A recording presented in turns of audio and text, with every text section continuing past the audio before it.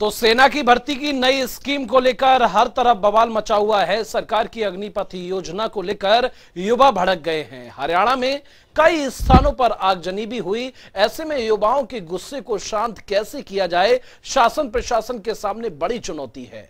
हालांकि सरकार ने इस योजना के तमाम फायदे युवाओं को बताए हैं, लेकिन इतने भर से युवा शांत हो जाएंगे ऐसी संभावना नजर नहीं आ रही है। ऐसे में हम आपको अपनी इस रिपोर्ट में अग्निपथ योजना के विषय में आपको सब कुछ बारीकी से बताएंगे, समझिए।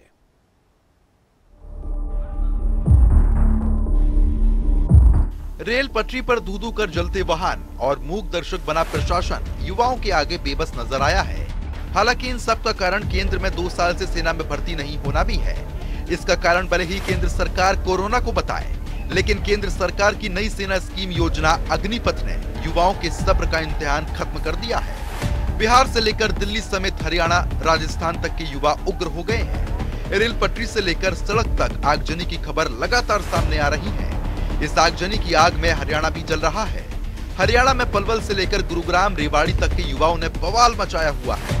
बवाल भी ऐसा मचाया हुआ है कि प्रशासन के हाथ पांव फूल गए हैं। इस आगजनी के केंद्र में सेना भर्ती के लिए लाई गई अग्निपथ योजना है। इसी के चलते युवाओं का गुस्सा केंद्र पर जमकर बरसा है। आखिर युवा क्यों इतने गुस्से में हैं? हालांकि सड़क जाम करने वाले युवा लंबे समय से भर्ती नहीं होने की वजह से निराश थे। इसके साथ ही युवा इस स्कीम के तहत मिलने वाली नौकरी की सेवावधि से भी खुश नहीं है। उनका कहना है कि ये सिर्फ 4 साल की नौकरी में युवा क्या कर पाएंगे। अब आपने युवाओं का गुस्सा तो सुन लिया, लेकिन क्या आप जानते हैं कि ये अग्निपथ योजना क्या है, जिसके चलते युवाओं ने बवाल मचाया हुआ है? आखिर क्यों केंद्र सरकार को ये योजना लानी पड़ी? हम आपको सब ग्राफिक्स के माध्यम से समझाते हैं। इस योजना के तहत अगले 4 वर्षों में 1.86 लाख सैनिकों की भर्ती होंगी। ये सैन्य शक्ति का 10% होगा। इस योजना के तहत सेना में भर्ती होने वाले युवाओं की उम्र 17.5 साल से लेकर 21 साल होगी। नई भर्ती नियम में युवाओं को 10 हफ्ते से लेकर 6 महीने की ट्रेनिंग दी जाएगी।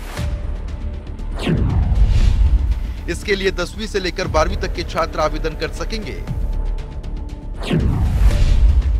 10वीं पास जवानों को सेवाकाल के दौरान 12वीं भी करवाई जाएगी। इन नौजवानों को अग्निवीर कहा जाएगा।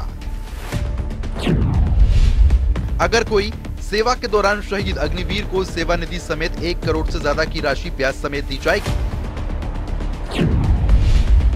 इसके अलावा बची हुई नौकरी का वेतन भी दिया जाएगा।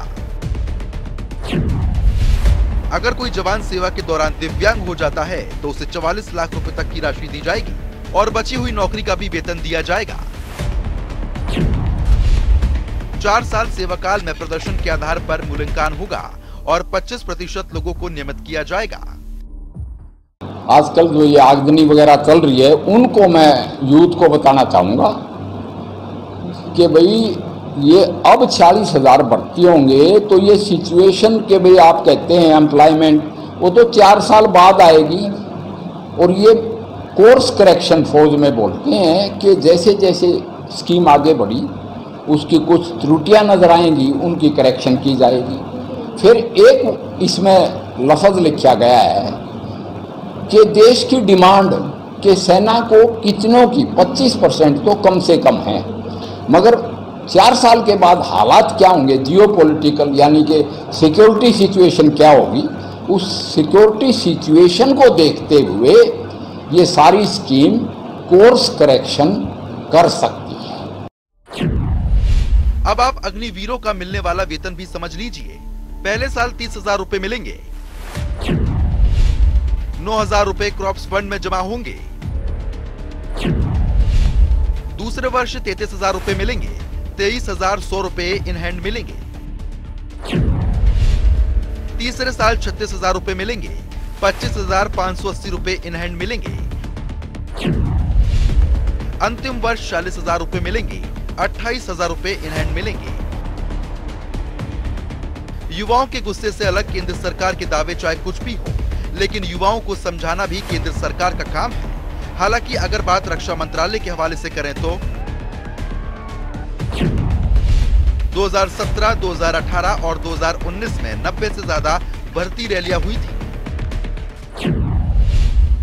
2020-2021 में केवल 47 भर्ती रैली, 2021-2022 में 4 भर्ती रैली हुई। ऐसे में जो युवा सेना भर्ती की तैयारी कर रहे हैं, उन्हें निराशा जरूर हाथ लगी होगी। हालांकि सरकार की तरफ से भी भर्ती के नए नियम को बेहतर बताते हुए तर्क दिए गए हैं। सरकार का कहना है कि नए सिस्टम से देश के किसी भी हिस्से, किसी भी बैकग्राउंड से आने वाले युवा किसी भी रेजिमेंट का हिस्सा बन सकेंगे। अभी कुछ रेजिमेंट्स में भर्ती के लिए कुछ कायदे हैं जिन्हें पूरा करना होता है। साथ ही सरकार को नई व्यवस्था से पेंशन में बचत होगी। वर्तमान वित्त वर्ष में सरकार ने रक्षा मंत्रालय और सशस्त्र बलों की पेंशन के लिए करीब 1.2 लाख करोड़ रुपए अलॉट किए थे। ये रकम कुल रक्षा बजट का करीब 1/4 है।